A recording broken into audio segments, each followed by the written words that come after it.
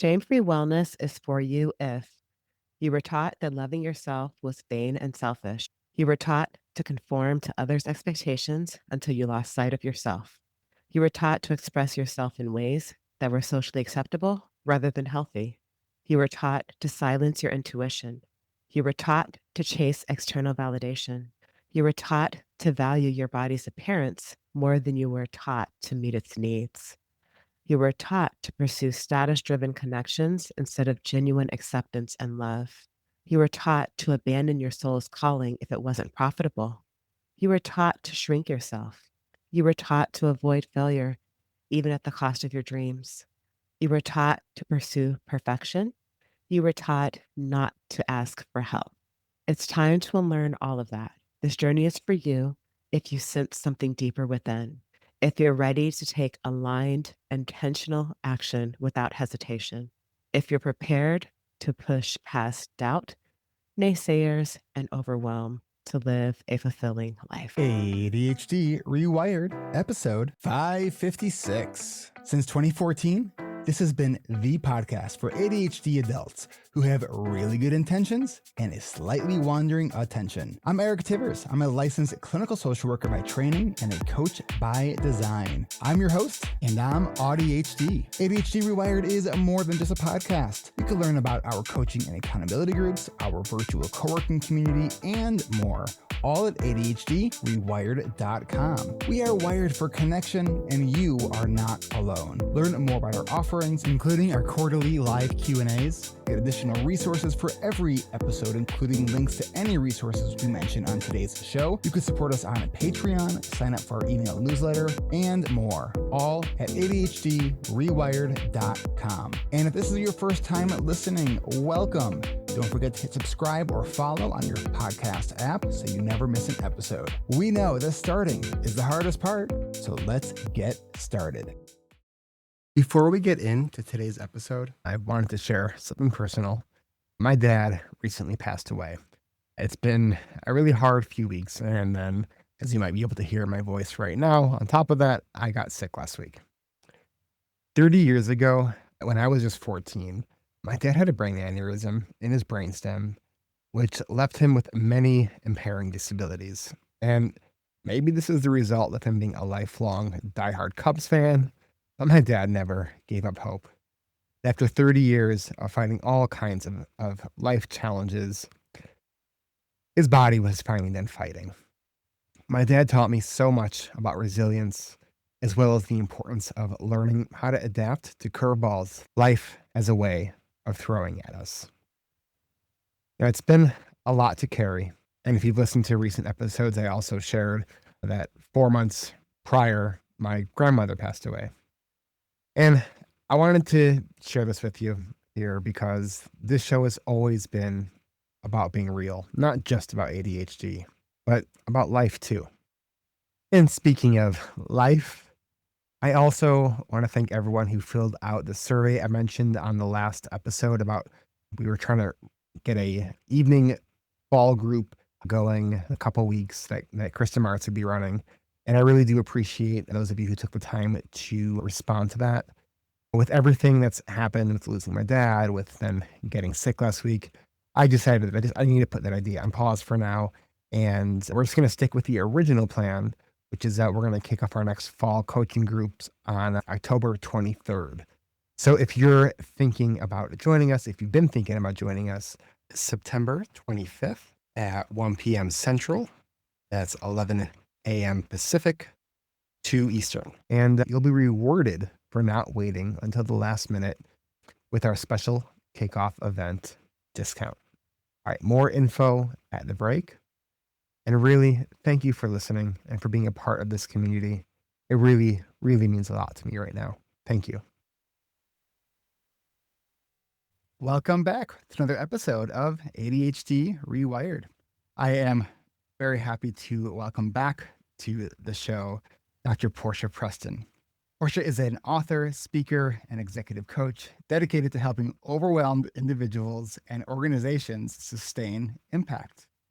Her groundbreaking book, Hustle, Flow, or Let It Go, champions an inclusive path to wellness built on transformative mindset and culture shifts that foster connection, safety, and common humanity while combating shame. Okay, so this is exciting because if you heard that previous episode, I shared that Portia and I met at the Chat conference last year, Mhm. and we kind of became fast friends. And I did a pre-read of the book. Oh my goodness, you did a holistic review of the book. It was amazing.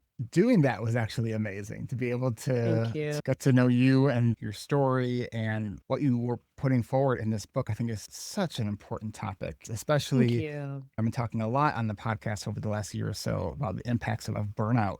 And that's been a big part of your story as well as my Mhm. story. And so I think this is a really, in this sort of age of attempts at hyper productivity and hustle culture, and also burnout and all of the mental health challenges that come along with that. I think this is such a timely and extremely important book. Thank you so much. I appreciate that. So what was your sort of impetus for writing this book? Well, I wanted to find my own way out. I felt stuck as someone who was always trying to either stay up to date and just do everything I could and pump and stay in the rhythm of the hustle, or I was trying to recover from it and slow down, but never really able to sustain that. And I realized that somewhere I needed to find permission to have a more sustainable rhythm that would show up at the parts of my life that no one really seemed to talk about. Like, what about when I can't stop going? I want to stop. Or what about the times where I want to do something, but I'm not motivated? And mostly because I felt a lot of shame in both my personal and professional life constantly. And so did my clients. But we needed a safe place to talk about it and how it affected every aspect of our lives. I think I read this back in, what was it, like around the new year, I think, It around. was, yes. All Mhm. right. So between that time until we're recording this end of August here, how's that journey been? Because I can only imagine it's been a wild ride. It has. I think that that was the time where I started to get a bit more confident. I had been through the really hard push of getting the first draft out, and so I would say in the 4 months after that, I did a lot of refining, and it was borderline excessive, but it was, my hyperfixation in its crowning glory, and so I would just toil with these chapters and just try to make the words sing and pop, and I was really looking for a very calm, succinct way to bring the principles together, and I think we really got there. We developed some things that you hadn't seen at the time, such as the sane cycle, which is in chapter 8, and it's just like this very easy four-step process that you can do to kinda catch yourself at any time. And I will tell you, I remember finishing the acknowledgments at 4 o'clock in the morning in April, actually, probably a week or 2 after you and I spoke, and I was going to a conference that day, and I thought, "Oh, I'll sleep in, and then I'll go a little later." I woke up 3 hours later. So I show up at this conference, and I'm like, "I'm so exhausted, but I'm so happy because it's finally done." And Mm. since then, learning a lot of the book marketing and promotion over the summer. It's not an easy journey at all. Been very busy, which is what I want it to be. I'm working with the publicist now to get the word out and also returning back to full-time being associate professor and having like 160 students. And it's a wild ride right now. Very So much just like, So what I'm most curious about is, so you wrote this book, really mhm, about sort of like how do we get a healthier balance right. on productivity and our hustle but without burning out, and launching a book while you also have this other like, how are you sort of wrestling with some of this? Because I'm sure there I are am times where you're like, I am not doing what I wrote about. Well, that's the funny thing is actually reassuring me and it's going, "You are." Because I absolutely want it to be I was calling it the soft book launch, and what I'm learning is I need a book launch that is almost a respite from my daily life. So when I do gather with people to talk about the book, those are my breathing moments. When I'm Mm, talking to people in community, like, that is what actually feeds me. And I haven't done a lot of the traditional, more aggressive forms of marketing because every time I try to get online to share those things, they just don't feel authentic for me. mm. And so the hustle's very much where I found myself, and it is hard, but it's also sacred because I'm realizing, wow, we are all in this mess together. And I want some of the aspects of my life, but not everything that comes with it. And I think a lot of people can relate to that. And I have moments where the to-do list is never going to end. And so I have It to make never the does, choice, right? right? Ever. So I have to make the choice. I'm going to allow myself to have some flow right now because I need me more than any of these other people do. And there's some things that I end up letting go, not even intentionally, but it's just like, you know what? I am a human being. This is a hyper predictive society. You guys have lost your minds. So there's a lot of that going on. But I think I'm actually grateful to the book launch in a way because it's forcing me to be incredibly honest Mm. about what is and isn't working. And so that's a humbling realization, but it honestly couldn't be better. I think the last thing that people need to hear is someone with perfect balance talking to them about how to deal with their burnout. Do you think in some ways you wrote the book that you kind of needed for yourself? Oh, 1000%. I'm using all of this as a vehicle to help myself. It's a long con. I was really struggling. I had gone through a Yeah. hard depression. I lost hope, and I needed to know what was my blueprint that was going to help me not get there again, what was going to help me crawl out if I did. So, yeah, So I want to, maybe we could define just a couple things here. So sure. breaking down sort of each component of the title of your book first. So when you Yes. say hustle, what do you mean? Whatever is unsustainable, whatever is having a negative impact on what you value most. So it could be practices in your life. It also could be a lack of resources, a lack of support at the societal level. Whatever's making you have to overfunction, even if you feel like you want to, if it's having a negative impact, that's the hustle. That is such a different definition of than what I kind of thought when I think of hustle. Yeah. Hmm. Yeah. I Okay. really wanted to give context to the individual who is hustling. So you're not saying like don't sprint, don't have periods of high intensity productivity, Mm-mm. even if you're intentionally off balance for a period of time. So you're not saying that. It's about over Yeah. functioning and going beyond your capacity. Yeah, and honestly, I'm allowing it to be both. This is not an anti-hustle book. I felt like people needed that. Something that's not going to judge them, but it's going to say, what is the impact? So if your hustle is working for you and it is working for your family and you're doing well, I am not here to change that. But I am here to help you understand what are the warning signs when the hustle starts to get unhealthy and how can we pour in flow so that it is sustainable. But Uh, once it becomes unsustainable, that's the unhealthy hustle. So the next brings us to the next part. What is flow? In your definition for this book. Right, because the traditional sense is, oh, you get lost in this activity, you're absorbed, and then you lose track of time. It's all about having this optimal level of challenge. And I think that's a beautiful definition of flow, but it always bugged me that it was so rarely there. And so what I needed was an idea of flow that would meet me exactly where I am. And for example, this morning I had a lot going on. I had fasting labs, so I wasn't even able to Mm, eat until 11. And I needed to kind of turn things around quickly. And I'm going through all the steps of what I think I need to do. And I sit down and my body is just like, meditate, just right here, meditate. And about 3 minutes in, I started to smile. And I'm like, wow, I forgot it was this simple. mm. So, my point is that you shouldn't have to leave the hustle to find flow. But ultimately, you want to have a menu, a body of practices that are relevant for you, practical, you enjoy them, and they meet you where you are and they help to replenish you. So when you say flow, what you're saying is creating a life that is nourishing, that is sustainable, Mhm. that works for you. Correct. Yeah, that's it. Mhm. In my coaching groups, I often talk about the whole idea of joyful success, not just success, but joyful success often requires our Yes. willingness to bend the world to us. Oof. Wow. That's a tall order, but it sounds really good. Because it's like, yeah, we can be successful by bending to the world, but like Mhm. that's to me, that's hustle, right? Yeah. And then what is when you say or let it go? What do you mean Yeah. by that? Well, the first thing I wanna remind people is that there's a question mark there for a reason, and it's because so hard to let go of Or things. let it go? Um Right. It's like and so there's some things that I want to acknowledge are under our control, and it's easy for us to let it go, but then on a random Tuesday, it's really, really hard. Or we don't really have control. It's more difficult or complex to get out of it. And so I want them to think first and foremost of let it go as what are the elements of the hustle that I can let go of to find more flow? And Mm, we can deal with some of the bigger things, but you gotta have a good foundation for that. It took me years to build up some of the healthy boundaries that I have now.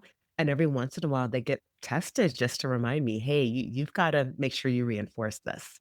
So let it go is, I want to acknowledge how hard that is. It is definitely part of the formula, but it's not something that we can hustle through. Mm. And then you said you added, since I saw the book, this SANE model.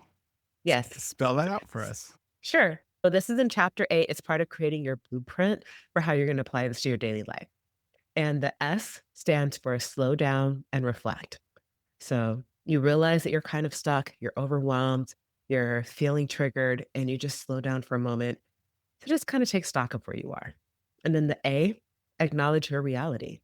This is where I have to remind myself of what is true, what is factual, and then what are some things that perhaps my fear is layering onto this. I'm overthinking something, I'm dwelling on a worst case scenario. If I acknowledge reality, it doesn't mean that I have to love it, but at least I understand, okay, I don't need to have expectations of something that I have no control over. This is just what it is. The third step, N, is for navigate with intention. This is where you anchor in your values and what matters to you most. And I chose this because sometimes I don't know where to go and what decisions to make, but reminding myself of my core values really helps to make that clear, even if it's just identifying the first step. We're looking to have a process that is slow and small enough to help you build momentum. But if we just kind of get in there and say we have to make this outcome happen, a lot of the times we'll shut down. Mm. So that's the third step. And then E is for evaluate and adapt because everything that I come up with, because I have ADHD, I'm always going to have to pivot or edit a bit because my brain, if it's not just right, it's not going to do it. So I felt really reluctant about developing a system that even I wouldn't co sign by the time the book got published. So I had to develop a very flexible model. Okay. I really like that a lot. Mm. Thank you. Mm. What was your favorite part of the book? What do you like for when you kind of sit with it now? What's that Yeah. part that goes, oh, I'm so glad that the way this came out? I have a lot of those parts. The first one I can recite by heart because so many people have reflected it back to me. It says, I internalize the hustle as my method to success. So I feel safer embracing it than I do embracing rest. Uh, And a lot of people see that line and they just go, that is me. I just got goosebumps from just hearing you say that. Mm. Thank you. It's a really good one. My brain's kind of pinballing at the moment, so I'm just watching where my thoughts are going and trying to decide which one I want to follow. We get to take a break here. Okay, let's do that. Let's take a quick break, and we will be right back. Support for ADHD Rewired comes from our internationally recognized award-winning intensive online coaching and accountability groups. Since 2014, over 1,200 people just like you have joined our coaching groups because they wanted more than tips and tricks. They wanted structure, skills, a community where they felt understood, and ongoing support. Our fall season kicks off with our registration event on September 25th at 1 p.m. Central. And if you're there, you can save up to $400 on enrollment. We'll also be having additional registration events on October 3rd and October 9th. But if you want that big savings, September 25th is the day to be there. Pre-registration only takes about 20 to 30 minutes, and it's the first step to joining us. So if you've been thinking about getting the support that you actually need to put your good intentions into action, don't wait. Fall sessions start October 23rd. Join our interest list today at coachingrewired.com to get access to pre-registration. That's coachingrewired.com. Before we hit record, it had been a minute since we had kind of caught up, and I think we both have had some stuff in our lives that have been kind of going on. And you were like super sweet the other day when you messaged me and you're like, we don't have to do this right now. But I really wanted to share with listeners that 2 weeks ago today, my dad passed away. And it's to say that it's been challenging would be an understatement. I mean, it's been, because in a lot of ways my dad had a brain injury 30 years ago. And in a lot of ways, I've been kind of grieving for 30 years. And because he had so many things that had happened throughout this time that honestly should have killed him, I kind of thought he would never die. He's like things that he bounced back from somehow. Like my dad has fallen out of more than one moving vehicle before. Yes. Mm, So what's been interesting, anyone who's gone through any kind of grief, it kind of feels like you're moving through this thick, dense fog with these waves that come and just crash over you that you don't really know when it's going to happen. And I think part of what I've noticed about my own response to my grief now, which I think is probably significantly different if this even happened 2 or 3 years ago, is that I've been sitting with it, not judging it, not being mad about it, just like acknowledging, like, this hurts and my brain doesn't feel right. And mm, like, and because I think that my sort of natural inclination would be to think my way through it, wrap it up, let's get on with life. mhm, That has not served me. That's something that I've really have realized is that even when it's uncomfortable, even when it's just sucks, like mhm. sometimes you gotta sit in the suck. Yeah, and I think you have to build up enough safety to sit so that's probably something that has changed over the years, is you feel safe enough with yourself to be able to sit there without abandoning yourself. And I think that's coming out of my own burnout. I think part of me is so highly motivated to not experience that again that I Mhm, feel that I think my just intuition was saying like, sit with this. Cause if you don't, you're mhm. just going to be re-engaging in the hustle that got you to be to that point of burnout. Yeah. And I think I just made that connection. I'm so proud of you. Thank you for that. I say that grief is love with the letters rearranged because it is a different relationship with the person. And I feel like there's parts of my heart that have forgotten to breathe. I mean, your heart doesn't breathe, but you know what I mean. It's Yeah. like everything is just jumbled and life doesn't look the same. People don't look the same. Food doesn't taste the same. And to allow that radical a shift in your life is incredibly brave. And no one is left without marks from that. I just think that we're in a society where people don't feel safe acknowledging that. And so they tend to build some kind of thick skin over it or some coping practice, whether it's positive or negative, that will allow them to kind of numb and distract from that pain because they think it's bad Yeah. or inconvenient. Well, it is inconvenient. It There's is, no but doubt life about is that. Holy inconvenient. shit. But okay, but think about this. Grief is inconvenient to what? Because grief is the core of life. So I think life is inconvenient to grief because grief is natural. So maybe grief is a part of the universe tugging at us and bringing us back to the core of who we are. And it is saying, no, you have a connection that has been radically shifted. And it is okay for you to feel that. And I'm going to call a timeout for you in life in whatever way I can to make sure that you allow yourself to go through that cycle. It's interesting too. I definitely know that I have this tendency to retreat into myself when I'm dealing with heavy stuff. I'll always say, reach out, reach out, reach out. And I'm like, as for extroverts, I retreat into myself. But what's interesting is I was finding is with my own family, have some strained relationships. So the grieving process with my family was like, there's this added element of different challenges with that because of some strained relationships that I have in my family.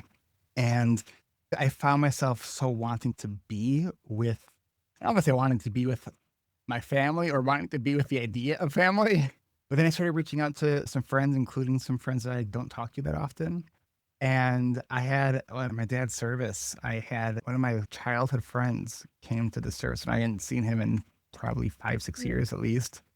And I just found there was just something that was so, I was just so touched by that, Yeah. that, like, I've been Mm. feeling more of this call to connection, and it's been really helpful too because 'cause there's been dealing with some of my family members has required this sort of, like, superhuman ability to let some things go, to say it Yeah, I think lightly. it's really important to stay connected to yourself for that reason. When you're having to practice patience on a high level and staying composed when it's the last thing you feel like you have the capacity to do, that's exactly when you need other people that are going to step in and let you be human Yeah. and let you be yourself. So I'm really proud of you. I think that you did honor to the chapter 7 of my book that talks about the importance of having a support squad and building it so that when you go through something like this, you have those connections to tap into.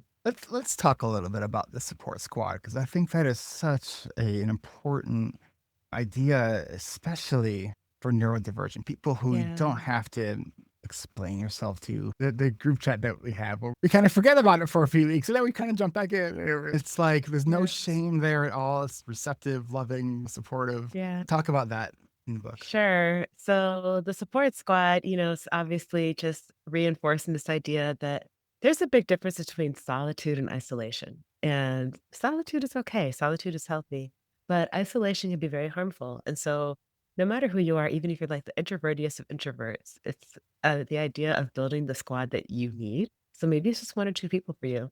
For some people, there's layers. And so the top tier of the support squad are the people that you're really doing life with. These are your rocks, the people you know you can count on, the people that are going to help pull in perspective and help you to breathe. And I think that our friendship is a good demonstration of that because we've walked through some of the same emotional landscapes. And so we're able to speak to each other and say, when you feel this emotion, it is okay to talk about that with me. And what that does is it takes away this idea that we're somehow being a burden or that we're too busy. And there's been times where you and we've nourished our friendship, which strengthens the foundation of the support squad without even having to talk because you'll play your piano and I'll just sit there for a few minutes. And so I think the beautiful thing about the support squad is that I'm not describing a formula. It is a very one size fits all journey. And if you don't have friends like this, then maybe it's the professionals that you need to reach out to. And it acknowledges the complexity of not always having access to the resources you need. But bottom line, introverts, extroverts, we all need some measure of community because sometimes it's hard to be everything to ourselves. I was just feeling that sort of fondness of that experience of kind of that parallel play. You're just kind of hanging out. I'm playing piano. I get a free concert. Talk a little bit about as obviously this is a podcast, so people may not know that you're also a Black woman. Talk about that part of writing self-help book. I know there's a Yeah, lot more kind of stigma around mental health type things yeah. in the Black community. But talk about that journey for you. Yes, it has been very interesting. When I was first diagnosed with autism and ADHD, I had a doctor look at me and say, I know what autism looks like, and that is not it. And I thought, wow, now I have to get a new doctor. This is fun. And it wasn't that she wasn't a great doctor. I think that the way it shows up in a Black woman is very different. And I don't think the world is really prepared for that. One thing that I've come to realize is a lot of the hallmarks of autism and ADHD were conditioned out of us at an early age as a matter of survival. Historically, we have had to operate within fine lines because we're always under an eye up observation. And so all of my stems, for example, you would not know it that I'm standing underneath the table with my hands right now because I got used to at an early age unconsciously hiding my stems. So that's a good example. Yeah. So if someone were to ask, "Are you hand flapping?" I would, "What? What is hand flapping?" But am I doing this for people who can't see because it's a podcast? I'm like gripping both of my hands back and forth because it helps me to regulate. But I think a lot of us have not been given the time and space to even consider it for ourselves, and we get a lot of backlash. So it's been really important for me to find community with other people who are willing to imagine that an intersectional lens for neurodivergence is far more expansive and that the science has not caught up to that yet. What do you think are some of the key differences for you from a white person with ADHD versus a black person with ADHD? Well, some of the things that people have told me are common is playing with our hair. For some reason, a lot of Black women with ADHD, we have locks. And so we're constantly like twirling our locks or braids. In music, the echolalia shows up differently, at least for me. I couldn't think of a phrase I would sing over and over again. But if you ask me, did I know the words to almost every single song I heard growing up and I could recognize it in an instant? Absolutely. I think a lot of my stems were internal. Things like I still know a random license plate I memorized when I was 9 years old. So, yeah, I think that's a little hard of a question because it's a little bit unconscious even to me. Dr. Judith Joseph, who wrote High Functioning Depression, talks about how depression shows up very differently in a lot of Black women. And of course, this is not to stereotype all Black women, but there are a great many deal of us that will not crawl up into a hole and stop functioning. Instead, we keep showing up for everyone because we absolutely cannot stop. But under the surface, there's like this, for me at least, I would say like this gnawing emptiness and this knowing that I was not okay. And so that might show up as irritability and people think that you're upset with them. And it's really like I can't cope with anything. And all I can do is do. So I think that we are frequently misunderstood. When I am trying to convey things appropriately, word choice is really big for people with autism. We want you to understand what we say. I felt for a long time that I came across as being perceived as authoritative. In the 10th grade, had a chemistry teacher write a recommendation for me, and he wrote, Portia is pushy but never rude. And my mom's like, Mm, how do you write that for a 10th grader to get into a science program? But it says a lot. I mean, I was really young for my school grade, so maybe I was 14. So pushy, imagine but if I was never rude. perceived that way by a white male at 14. What if I was it's thinking been that, like like, if you the same thing were occurring and it was a guy, like, that to be a would leader? yeah, assertive, a leader, yeah, like, it's Yeah. And a lot of times people don't really understand their own biases, and so they don't perceive their reactions to you, and you just end up being really in your head and constantly trying to anticipate people's reactions, and so maybe coming across as overly calm and very soothing and mild-mannered, and then it's like, "Ooh, you just take such good care of everyone." Well, yeah, that's kind of a lane that I chose, but you may hmm. not know that. You might just think that's your personality. What have you been getting so far as the people who have been reading your book, giving you feedback about it? What have you been hearing? Sure. So the first 5 pages, a lot of people end up in tears, and I don't say that to scare anybody away, but I start off the book talking about embracing my own messy desk and how it's keeping me from my process, because I wanted the reader to know early on that I'm not what I might appear to be from my degrees. I'm not this really practice poised person, even though ironically I get on stages and I look exactly that way. There's like a roaring tumbleweed rodeo going on underneath always in my head. And I wanted to make that clear. And so I think in the first couple of pages, it kind of gets to the core of what people were wishing people would say. No matter how my life looks on the outside, this is really hard. And so I had someone the other day, I had handed it to her in a Pilates studio, and she started reading it. And 3 pages in, she's like, I am crying. I said, well, that's a good sign that you're my target reader. If you're not crying by page 5, this may not be the book for you. So the letter to the reader gets a lot of people going. Yeah. I know I told you that I grabbed a copy of the book, but then my ADHD forgot. By the way, have you tried ADHD Rewired's virtual co-working body doubling community? We offer hosted sessions with structured check-ins almost every day and a 24/7 quiet co-working Zoom room where you can often find me working. It's only $19.99 a month, or save on our annual plans for only $150 for the year. That's a 43% savings.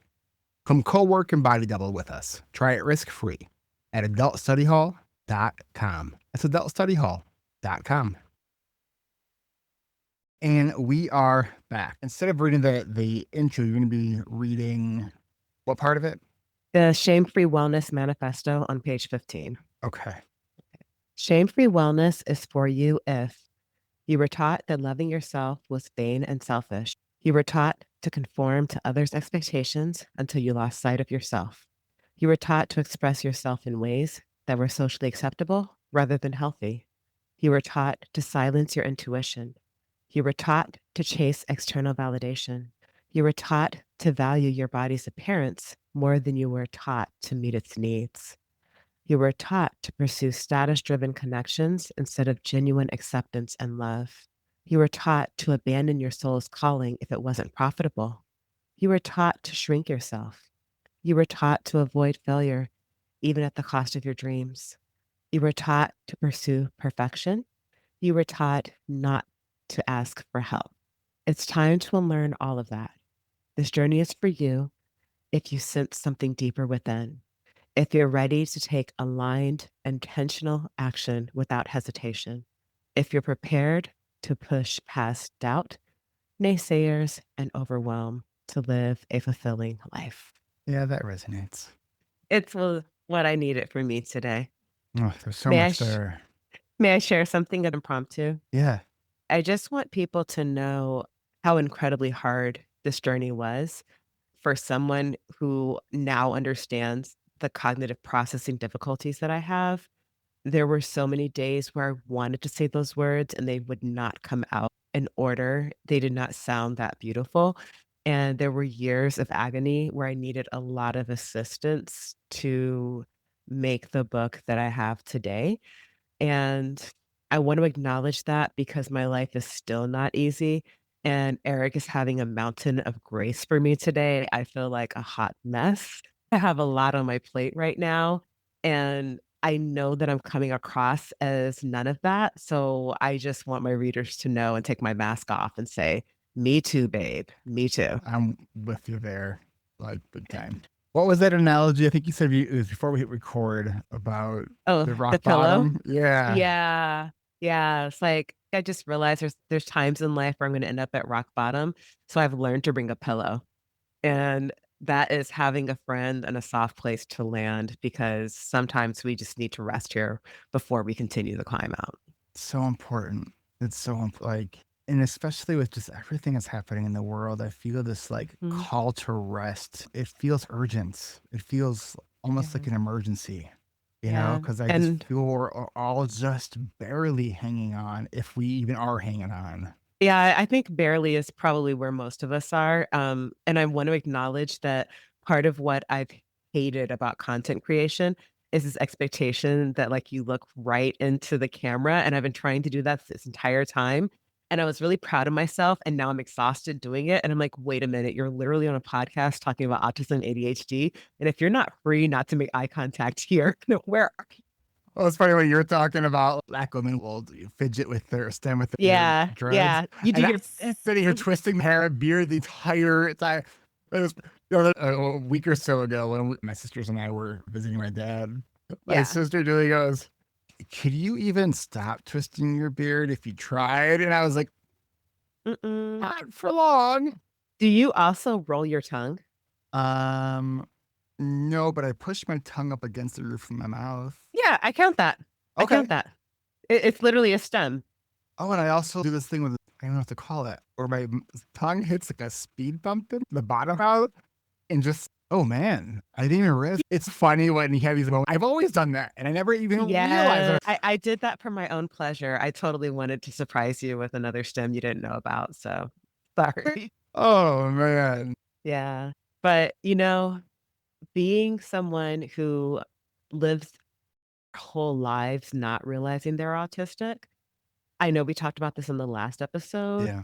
The realization not only that we do have these things and that we can is a long road because we feel like we're taking away from someone by allowing ourselves to be more complex. I think there's a real expectation that we fit into neat narratives. And so to say that we're messy, it's like, no, you don't get to say that because you're getting up and doing the things, and people don't know context shifting. Like, part of the reason I actually got it together today is because I had the podcast and I knew I was gonna be on camera, but I think it's important that we talk about the complexity of our struggles, um, so that other people that are really struggling don't feel like it's not valid. Yeah. I'm actually glad that you just shared that. 'Cause when you messaged me the other day and were Yeah, like, "Are you sure you want to do this?" Knowing that yeah. I'm in my grief, there was like when I was looking at my week, I think I was on Sunday, and I was like, "Okay, I'm going to be talking to Portia." And for me, that was the anchor of kind of trying to stick my brain a little bit out of the fog. And so I was Yeah. like, no, don't cancel this on me. You're my anchor right now. Okay, I love that you said that. I'm so happy I could be that for you, and I think you kinda anchored my month because it was like in 2 weeks I gotta talk to Eric, but I literally need anchors constantly throughout the day because it's like, if someone isn't depending on you or expecting something of you, I've had times where I would just sit and be depressed for an entire summer, and it's because I didn't have enough to do. Yes. So that understimulation is a beast. Yes, I've been there. It's so funny trying to it's like I always think about how human behavior is like a pendulum. Like when we're trying to improve things in our lives, Yeah, we often it's kind of like a pendulum. We'll swing far one direction and then we kind of swing yeah, back. And when I kind of first started doing the coaching groups and those cycles of that, I had given myself initially kind of longer breaks in between mhm, seasons.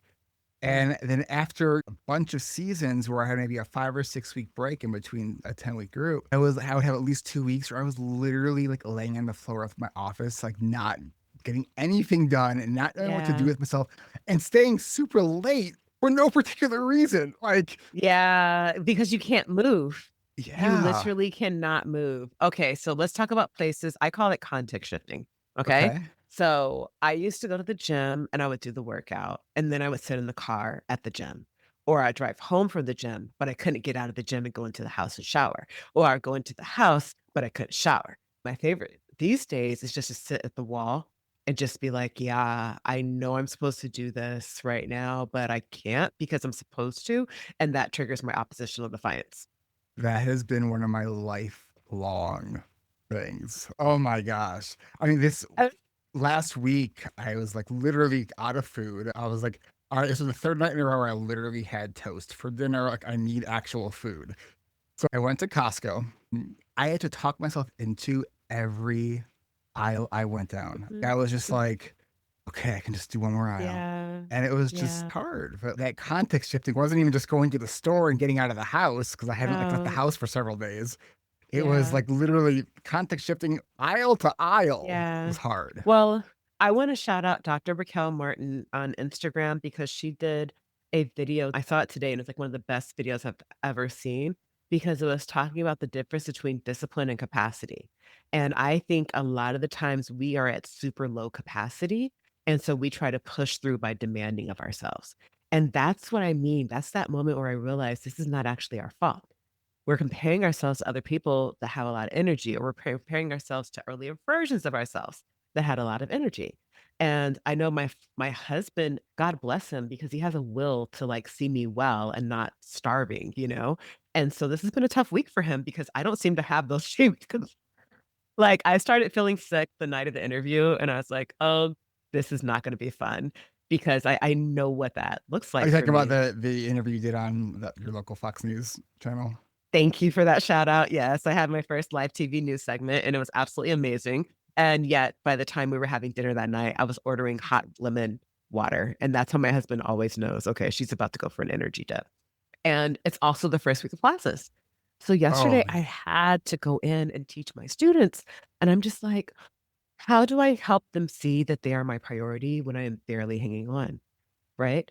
And so somebody's like, "Well, why don't you sign your book?" And I'm like, "Yeah, you're right." So I let them read the first chapter and I was like, "Let's talk about shame-free wellness as a foundation." So I'm that literally was so writing this week smart. about I know, and they're so good. I'm like, "What is shame-free wellness to you and how do you hustle, flow, and let go?"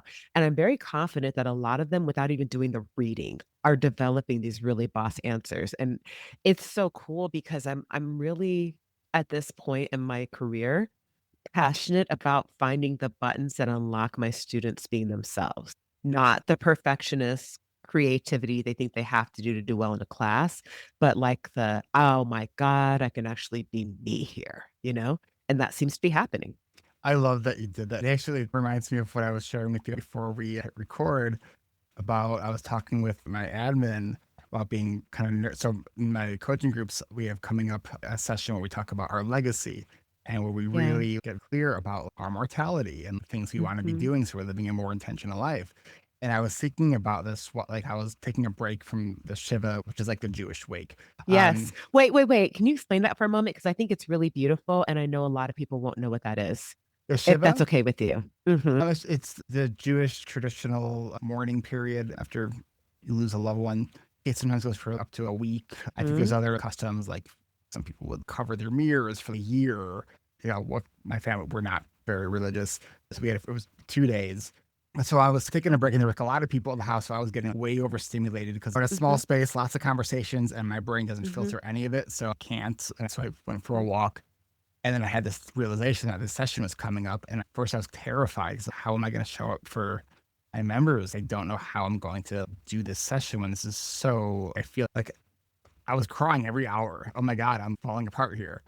And then I was sharing my concern with my admin to get some ideas of how I could tweak that particular session. And I'm very much of a verbal processor. And as I was Yeah, me too. talking, I think the thing I actually need to do is really lean into the thing that I'm afraid of.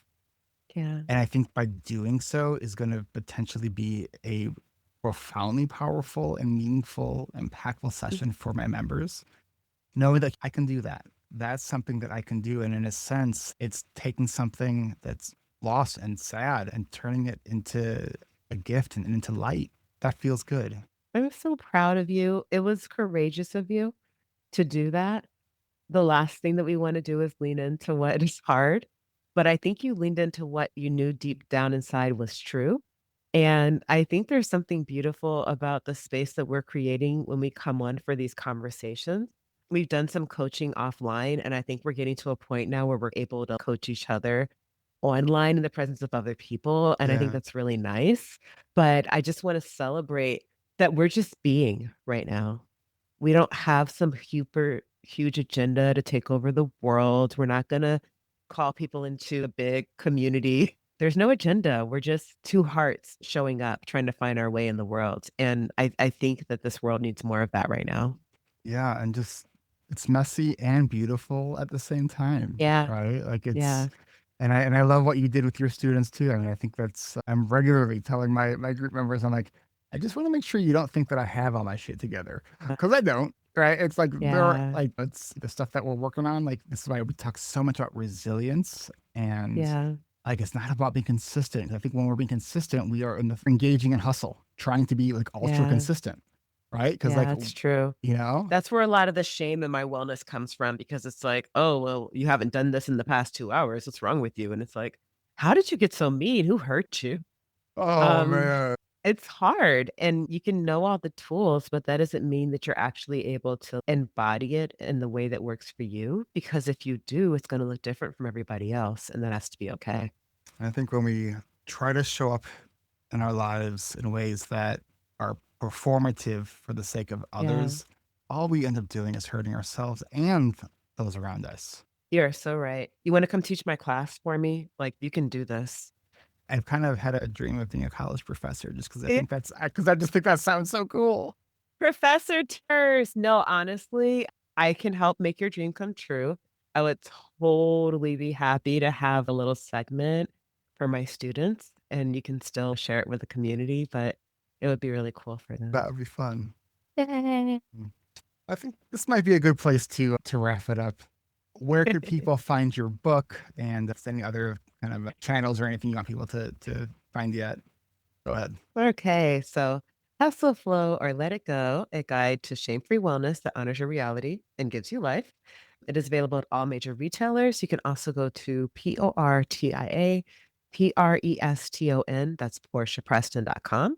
And on all of your socials, I will be at Dr. Portia Preston, DrPortiaPreston. Thank you. Awesome. And I do love your Instagram stuff you've been putting out. It's super raw and I really like it. I think I'm finally finding my swing. I think I'm finally letting myself just be. It's cool. I Like think behind the scenes is my thing your now. your Yeah. videos are I'm supposed to be doing this. I can't get any of Did this you done. I love it. did you see about the podcast today? No, I didn't. I didn't. Yeah, I did some IG stories. How am I gonna go from fasting labs to being podcast ready in 2 hours? Oh man. Oh, well, Portia, thank you so much. And big, big, big hugs and congratulations. And it's been a real just honor being a part of this. I got to meet you when you were sort of in the end process of your first Yeah. draft and getting to see it come to light. So cool. Thank you Thank for including you. me in your journey. Thank you. I'm so honored to be here, and I would love to be back soon. I'm just saying, this has been fun. I would absolutely not mind at all you being a regular guest. That would be lovely. Okay, cool. Thanks. All right. Thank you. And we'll catch you next time. Before we go, I just want to say thank you to Portia for showing up so real and to you for listening while I'm carrying a lot. Grief is a way of rearranging life. If you're in it too, consider this your permission slip to rest and to ask for help. One tool from today that you can try right away is the SANE model. As a reminder, SANE stands for slow down and reflect, acknowledge your reality, navigate with intention, and evaluate and adjust. Even something as simple as pausing to acknowledge where you are and then taking the next small intentional step can shift everything. And if you know it's time for more structure and community around your ADHD journey, that's exactly why I run our coaching and accountability groups. And our next season kicks off soon. It goes from October 23rd through December 18th. And you can find all the details at coachingrewired.com. I'm so grateful that you were here. Take good care of your brain and your heart, and love each other if you can. I'll see you next time.